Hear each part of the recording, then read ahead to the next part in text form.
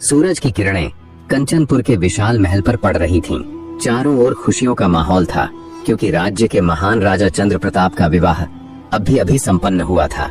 यह विवाह केवल एक राजा और रानी का मिलन नहीं था, बल्कि पूरे कंचनपुर की समृद्धि का प्रतीक था। राजा चंद्र प्रताप अपनी वीरता और न्यायप्रियता के लिए प्रसिद्ध थे। उन्होंने अपने शौर्य से कई युद्ध जीते थे और राज्य को सुरक्षित एवं समृद्ध बनाया था। उनकी नवविवाहिता रानी सुंदरता और बुद्धिमत्ता का अद्भुत संगम थी। वह पड़ोसी राज्य विदर्भ की राजकुमारी थीं, जिनकी दूरदृष्टि और नीतियों की चर्चा दूर दूर तक होती थी। विवाह के बाद पूरे कंचनपुर में उत्सव का माहौल था। संगीत, नृत्य, भव्य भोज और दीपमालाओं से महल सजा हुआ था। परंतु इस शुभ समय के बीच कोई छाया धीरे धीरे कंचनपुर की ओर बढ़ रही थी। कुछ ऐसा जो राजा और रानी के जीवन को हमेशा के लिए बदलने वाला था। समय अपनी रफ्तार से आगे बढ़ता गया। राजा चंद्र प्रताप और रानी सौम्या के विवाह को 1 वर्ष पूरा हो चुका था। इस 1 वर्ष में कंचनपुर पहले से भी अधिक समृद्ध हो चुका था। राजा अपनी प्रजा की भलाई के लिए नित्य नए फैसले ले रहे थे और रानी सौम्या अपने ज्ञान एवं नीतियों से राज्य की स्त्रियों को सशक्त बना रही थीं। महल में शांति और आनंद का वातावरण था। इसी बीच एक शुभ समाचार ने पूरे कंचनपुर को हर्षित कर दिया। रानी सौम्या गर्भवती थीं। ये खबर सुनते ही महल में उल्लास की लहर दौड़ गई। महल की दासियां, मंत्रीगण और पूरा राज परिवार इस समाचार से आनंदित था। राजा चंद्र प्रताप ने स्वयं देवताओं का आशीर्वाद लेने के लिए भव्य यज्ञ करवाया। दोस्तों, वीडियो में आगे बढ़ने से पहले वीडियो को एक लाइक करके अपना प्यार दिखाएं। आप लोगों के एक लाइक से हमें बहुत मोटिवेशन मिलता है। अपना छोटा भाई समझकर एक लाइक कर दें। रानी के स्वास्थ्य की विशेष देखभाल की जा रही थी। उनके लिए राजमहल में विशेष कक्ष सजाया गया था, जहां सुख सुविधाओं का पूरा ध्यान रखा गया। अनुभवी दाइयां और राजवैद्य हर समय उनकी सेवा में तत्पर रहते। राजा भी अपने युद्ध और दरबार के कार्यों से समय निकालकर रानी के पास आते और उनके साथ समय बिताते थे। किंतु इस आनंद के वातावरण के बीच एक छुपा हुआ संकट धीरे धीरे महल की ओर बढ़ रहा था। कुछ ऐसा जो आने वाले समय में रानी की परीक्षा लेने वाला था। समय बीतता गया और वह शुभ घड़ी आ गई जब कंचनपुर में नए उत्तराधिकारी के जन्म की प्रतीक्षा हो रही थी। महल में दीप जलाए गए थे और पूरे राज्य में उत्सव का माहौल था। हर कोई इस आनंदमयी क्षण का साक्षी बनना चाहता था। फिर एक रात जब चंद्रमा अपनी शीतल चांदनी बिखेर रहा था, रानी सौम्या को प्रसव पीड़ा शुरू हुई। महल की वैद्य उनकी सेवा में तत्पर हो गए। राजा चंद्र प्रताप घबराए हुए महल के बाहर बेचैनी से टहल रहे थे। अंततः आधी रात को एक सुंदर, तेजस्वी और बलशाली राजकुमार का जन्म हुआ। महल में आनंद की लहर दौड़ गई। शंखनाद किया गया और पूरे राज्य में मंगल गान गूंजने लगा। राजा चंद्र प्रताप के जीवन का यह सबसे सुखद क्षण था। उन्होंने अपने पुत्र को गोद में उठाया और उसकी मासूम आंखों में झांका। यह कंचनपुर का भविष्य था। जैसे ही महल में उत्सव का शोर बढ़ा, तभी एक गंभीर समाचार ने सबको स्तब्ध कर दिया। रानी सौम्या अब इस संसार में नहीं रही। प्रसव की पीड़ा इतनी असहनीय थी कि उन्होंने अंतिम सांस लेते हुए अपने पुत्र को जन्म दिया था। राजा चंद्र प्रताप, जो कुछ क्षण पहले आनंद से भरे हुए थे, अचानक जैसे पत्थर के हो गए। उनके हाथों में नन्हा राजकुमार था, लेकिन उनके जीवन का सबसे अनमोल रत्न, उनकी प्रिय रानी, अब नहीं रही। पूरा महल शोक में डूब गया। भव्य उत्सव के बीच गहरी उदासी छा गई। राजा अपने सिंहासन कक्ष में जाकर मौन बैठ गए। एक तरफ उनका उत्तराधिकारी था, तो दूसरी तरफ उनकी जीवन संगिनी का अभाव। परंतु इसी शोक के बीच एक महत्वपूर्ण प्रश्न उठने लगा। अब इस नन्हे राजकुमार का भविष्य क्या होगा? क्या राजा इस दुख से उभर पाएंगे? महल में अब भी रानी के निधन का शोक व्याप्त था। राजा चंद्र प्रताप गहरे दुख में डूबे हुए थे। वह दिन रात अपने नवजात पुत्र को देखते और उसकी मासूम आंखों में अपनी प्रिय रानी की झलक खोजते थे। लेकिन यह शोक केवल उनका व्यक्तिगत दुख नहीं था, यह पूरे कंचनपुर के भविष्य से जुड़ा था। राज्यसभा में एक विशेष बैठक बुलाई गई। कंचनपुर के अनुभवी मंत्रीगण, सेनापति और राजगुरु सभी एकत्र हुए। राजमहल में यह चर्चा का विषय बन गया कि राजा चंद्र प्रताप को अब क्या करना चाहिए। एक मंत्री ने गंभीर स्वर में कहा, महाराज, हम आपका दुख समझ सकते हैं, परंतु कंचनपुर का भविष्य भी आपके निर्णय पर निर्भर करता है। नन्हा राजकुमार अभी बहुत छोटा है, उसे माँ के स्नेह की आवश्यकता है। केवल दासियों और दाइयों के सहारे वह बड़े नहीं हो सकते हैं। अन्य मंत्रियों ने भी इस बात का समर्थन किया। सेनापति सिंहवीर ने आगे बढ़कर कहा, महाराज, आप अकेले रहकर अपने मन को दुख में मत डुबोइए। जब मंत्रीगण और राजगुरु ने विवाह का प्रस्ताव रखा, तो उन्होंने क्रोधित होकर मना कर दिया। नहीं, मैं अपनी सौम्या के स्थान पर किसी और को नहीं ला सकता, यह असंभव है, उन्होंने दृढ़ स्वर में कहा। दरबार में सन्नाटा छा गया। कोई भी राजा इस दुख को अनदेखा नहीं कर सकता था, लेकिन राज्य का भविष्य भी दांव पर था। महाराज, हम आपका दुख समझते हैं, परंतु एक राजा के लिए उसका कर्तव्य सर्वोपरि होता है। आपका राजकुमार अभी बहुत छोटा है, उसे मां की ममता की आवश्यकता होगी। क्या आप यह नहीं चाहेंगे कि उसे सही मार्गदर्शन और देखभाल मिले? सेनापति सिंहवीर ने भी सहमति जताई। महाराज, यह विवाह केवल आपका निजी निर्णय नहीं है, बल्कि यह कंचनपुर के भविष्य से भी जुड़ा है। एक नन्हा उत्तराधिकारी बिना मां के स्नेह के कैसे बढ़ेगा? राजगुरु भद्रेश्वर ने गहरी सांस लेते हुए कहा। राजन, क्या आप यह नहीं चाहते कि जब यह नन्हा राजकुमार बड़ा हो तो वह एक मजबूत, नीतिवान और संतुलित राजा बने? उसके लिए एक माता का होना आवश्यक है। राजा चंद्र प्रताप यह सब सुनकर गहरी सोच में पड़ गए। उन्होंने अपने पुत्र को नन्हे हाथों से किलकारियां मारते देखा। क्या वह अपने व्यक्तिगत दुख से ऊपर उठकर अपने पुत्र के लिए यह बलिदान दे सकते थे? राजमहल में कई दिनों तक यह चर्चा चलती रही। राजा हर बार इस विषय पर चुप हो जाते, लेकिन उनके हृदय में उथल पुथल मची हुई थी। फिर एक दिन राजा चंद्र प्रताप अपने सिंहासन कक्ष में बैठे थे। उन्होंने अपने पुत्र को गोद में उठाया, उसकी मासूम आंखों में देखा और निर्णय लिया, यदि यह विवाह मेरे पुत्र और कंचनपुर के भविष्य के लिए आवश्यक है तो मैं इस प्रस्ताव को स्वीकार करता हूँ। दरबार में सभी ने राहत की सांस ली। कंचनपुर के भविष्य के लिए यह एक महत्वपूर्ण निर्णय था। अब सबसे बड़ा प्रश्न यह था कि राजा चंद्र प्रताप का विवाह किससे होगा? कौन होगी कंचनपुर की नई महारानी? राजा चंद्र प्रताप ने भरी सभा में अपना निर्णय सुनाया। उन्होंने दरबारियों की ओर देखते हुए कहा, मैं दूसरी शादी करने के लिए तैयार हूं, लेकिन मेरी एक शर्त है। मैं उसी स्त्री से विवाह करूंगा जो मेरे पुत्र को अपने हृदय से अपनाएगी, उसे अपने पुत्र की तरह स्नेह देगी। यदि कोई स्त्री इस शर्त को स्वीकार नहीं कर सकती तो मैं जीवन भर अकेला रहना पसंद करूंगा।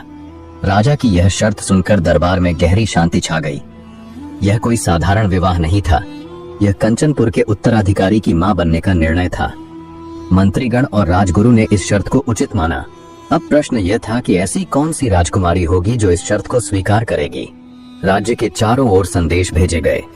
एक के बाद एक राजघराने से विवाह प्रस्ताव आ रहे थे, लेकिन जैसे ही राजा की शर्त का उल्लेख किया जाता, सभी राजकुमारियां पीछे हट जातीं। कोई भी स्त्री यह स्वीकारने को तैयार नहीं थी कि वह एक अन्य स्त्री के पुत्र को अपने पुत्र की तरह अपनाए। कुछ को संदेह था कि राजकुमार बड़ा होने पर उन्हें अपनाएगा या नहीं, तो कुछ को यह डर था कि वह स्वयं कभी अपने सगे संतान को जन्म नहीं दे पाएंगी।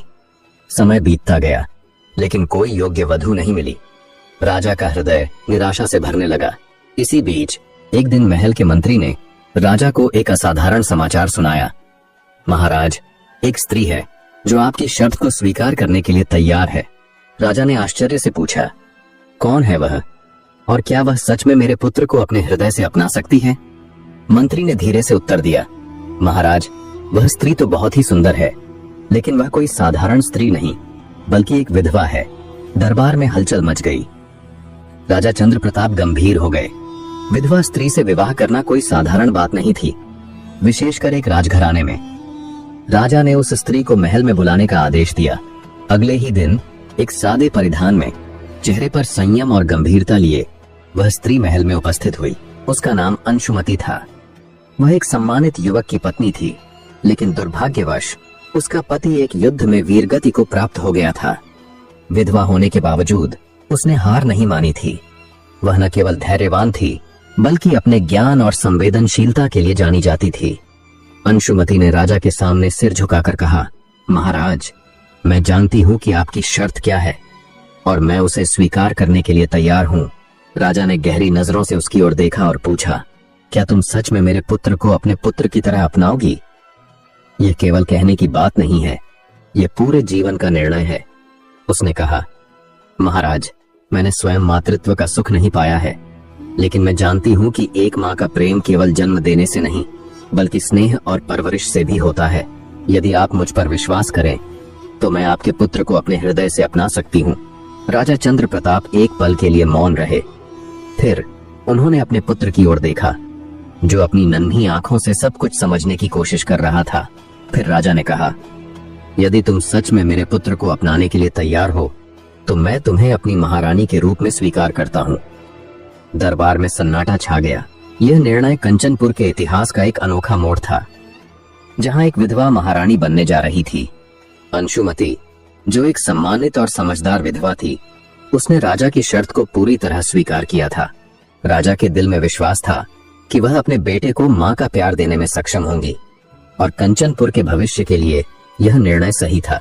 विवाह की तैयारियां धूमधाम से शुरू हो गईं। महल और पूरे कंचनपुर राज्य को सजाया गया। हर जगह खुशी और उल्लास का माहौल था। राजा और अंशुमति का विवाह बहुत धूमधाम से हुआ। समारोह में हर कोई सम्मिलित था और लोग अंशुमति के राजमहल में आने को लेकर खुश थे। रानी ने राजा चंद्र प्रताप और उनके नन्हे राजकुमार को दिल से अपनाया। रानी के साथ राजा का विवाह बड़ी शानो शौकत से हुआ। विवाह के बाद राजा चंद्र प्रताप ने अपने कर्तव्यों का पालन करना शुरू किया। उन्होंने यह सुनिश्चित किया कि नई रानी राजमहल में सहज महसूस करे और उसे किसी भी प्रकार की कमी न हो। राजमहल में अब एक नई माँ का स्नेह था और राजकुमार को वह प्रेम और देखभाल मिल रही थी जिसकी उसे आवश्यकता थी। रानी ने राजकुमार को अपने बेटे की तरह स्नेह देना शुरू किया।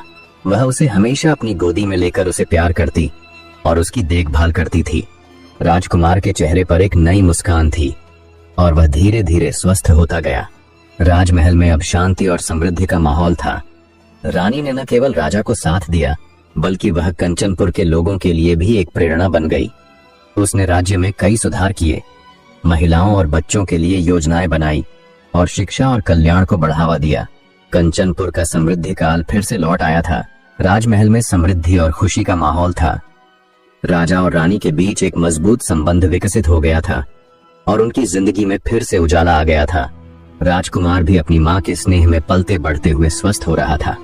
कुछ समय बाद रानी अंशुमति को एक और शुभ समाचार मिला। वह गर्भवती हो गईं। इस खबर से महल में खुशी की लहर दौड़ गई। राजा चंद्र प्रताप ने खुशी से आकाश को देखा और अपनी रानी को और अधिक स्नेह देना शुरू कर दिया। यह राज्य के लिए एक नया अवसर है, राजा ने कहा। हमारे पास अब 2 राजकुमार होंगे। राजमहल में त्योहार जैसा माहौल था। लोग यह जानकर प्रसन्न थे कि रानी अंशुमति से जल्द ही एक राजकुमार का आगमन होने वाला था। रानी की देखभाल में कोई कसर नहीं छोड़ी जा रही थी। एक दिन महल के भीतर एक उल्लासपूर्ण हलचल थी। रानी अंशुमति ने एक सुंदर और स्वस्थ राजकुमार को जन्म दिया। महल में खुशी की लहर दौड़ गई। हर जगह दीप जलाए गए, फूलों की रंग बिरंगी सजावट की गई और राजमहल में खुशियां मनाई गईं। राजकुमार का चेहरा बिल्कुल राजा चंद्र प्रताप जैसा था, लेकिन उसकी आंखों में एक अलग ही चमक थी। रानी ने उसे गोदी में लिया और उसे अपनी गोदी में खिलाया। उसका चेहरा देखकर राजा की आंखों में आंसू थे। राजा कहता है, मेरे राज्य का भविष्य आज से उज्जवल हो गया है। रानी ने अपने दोनों बेटों को एक समान प्यार और देखभाल करती थी। बड़े राजकुमार को अब वह मां की तरह स्नेह देती थीं और छोटे राजकुमार के साथ अपनी सारी ममता और प्यार देती थीं। महल में सब कुछ ठीक ठाक चल रहा था। राजमहल की खुशियां दोहरी हो गई थीं। लेकिन क्या यह सुख और शांति लंबे समय तक बनी रहेगी? क्या इस नन्हे राजकुमार का आगमन कंचनपुर के लिए और भी बड़ी उम्मीदें लेकर आएगा? विवाह के बाद से राजा और रानी के बीच जो प्यार था वह समय के साथ और भी मजबूत हो रहा था। लेकिन इस खुशहाली के बावजूद कहीं न कहीं कुछ अधूरा था। क्या यह नन्हा राजकुमार कंचनपुर की रानी के लिए किसी नए संकट का कारण बनेगा? समय बीतता गया। राजा चंद्र प्रताप और रानी का छोटा पुत्र अब कुछ महीनों का हो चुका था। महल में उसकी किलकारियां गूंजने लगीं और रानी का पूरा ध्यान अपने नवजात पुत्र पर केंद्रित हो गया। धीरे धीरे उसकी ममता का झुकाव सिर्फ अपने सगे बेटे की ओर बढ़ने लगा। पहले जो रानी अंशुमति बड़े राजकुमार को अपने पुत्र की तरह अपनाने का वचन दे चुकी थी, अब वही उसकी अनदेखी करने लगी। बड़ा राजकुमार, जो अब कुछ ही वर्षों का था, अपनी नई मां के बदलते व्यवहार को समझने लगा था। पहले जब वह उनकी गोद में खेलता था तब रानी उसे दुलारती थी, लेकिन अब वह उसे देखकर भी अनदेखा करने लगी थी। वह मासूमियत से पूछता, लेकिन रानी अब उसे पहले जैसी गोद में नहीं उठाती थी। अब वह छोटे राजकुमार को लेकर हर समय व्यस्त रहती। वह उसे अपने हाथों से भोजन कराती, अपने साथ सुलाती और उसके रोने पर तुरंत दौड़कर जाती थी। लेकिन जब बड़ा राजकुमार अपनी मां के पास जाता तो वह बहाने बनाकर उसे दूर कर देती थी। राजकुमार धीरे धीरे